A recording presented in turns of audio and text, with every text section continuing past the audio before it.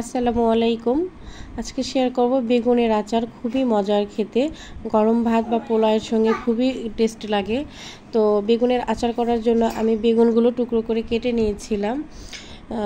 তো কেটে নেওয়ার পরে আমি এখানে বেগুনের আচার করার জন্য কড়াইয়ে তেল দিয়েছি, সরিষার তেল। তেলটা একটু বেশি পরিমাণে দিতে হবে। তো তার মধ্যে বেগুনগুলো দিয়ে দিলাম, আর বেগুনটা আমি শুধু লবণ দিয়ে একটু মেখে ভাজতে দিয়েছি, কোনো হলুদ ব্যবহার করি নাই। তো বেগুনগুলো সুন্দর করে ভাজতে হবে, আর বেগুন ভাজার সময় কিন্তু ঢাকনা দেওয়া যাবে না, আর একটু মিডিয়াম হিটে বেগুনটা ভাজতে হবে যেন বেগুনগুলো ভেঙে না যায়। তো বেগুনগুলো খুব মচমচে সুন্দর করে ভাজতে হবে। তো আমি এভাবে বেগুনগুলো ভেজে নিয়েছি, আর তেলটা একদম টেনে নিয়েছে বেগুনের সঙ্গে। আর এটা কিন্তু সরিষার তেল দিয়ে করলে আচারটা খেতে বেশি মজা। আচার মানেই কিন্তু সরিষার তেল। তো বেগুনগুলো ভাজা হয়েছে, আমি এভাবে ভেজে নিয়েছি। তো এখন আমি সরিষার তেল আবারও কড়াইয়ে দিয়েছি, দিয়ে এখানে আমি ফোড়ন দিয়ে দিচ্ছি কয়েকটা শুকনা মরিচ, আর দিয়েছি তেজপাতা একটা। তো মরিচগুলো একটু ভাজা হয়ে আসলে তেলের মধ্যে এখানে আমি দিয়ে দিচ্ছি একটা রসুনটা আমি একটু থেতলে নিয়েছি। তো রসুনটা থেকে একটু সুন্দর ফ্লেভার বের হয়ে আসলে আমি এখানে দিয়ে দিচ্ছি পাঁচফোড়ন। আচারের যে পাঁচফোড়ন মশলাটা আছে বা ডালের মশলা, সেই মশলাটা দিতে হবে।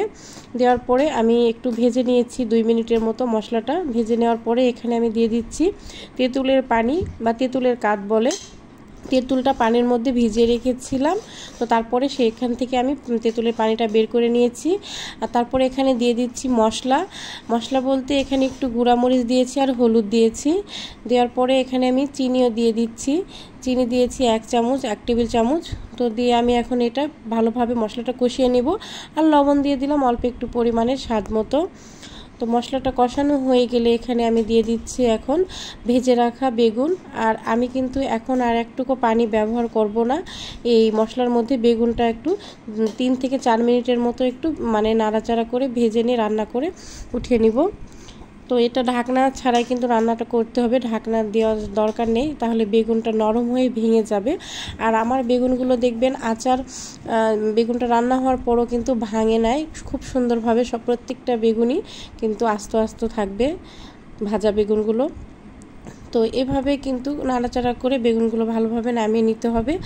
আর এটা কিন্তু খেতে দারুণ লাগে, বলার মতো না। গরম ভাতের সঙ্গে খুবই মজা। আমি যেভাবে করেছি এভাবে একবার হলেও করে দেখবেন, ভালো লাগবে।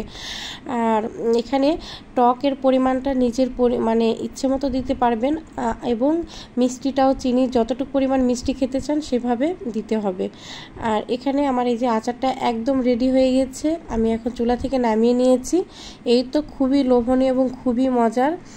একবার হলেও এটা ট্রাই করা উচিত, খুবই ভালো লাগে। এবং মুখে রুচি না থাকলে তো এটা খেতে কিন্তু দারুণ লাগবে, ভাতের সঙ্গে খেয়ে দেখবেন, এবং পোলাওয়ের সঙ্গেও ভালো যায়।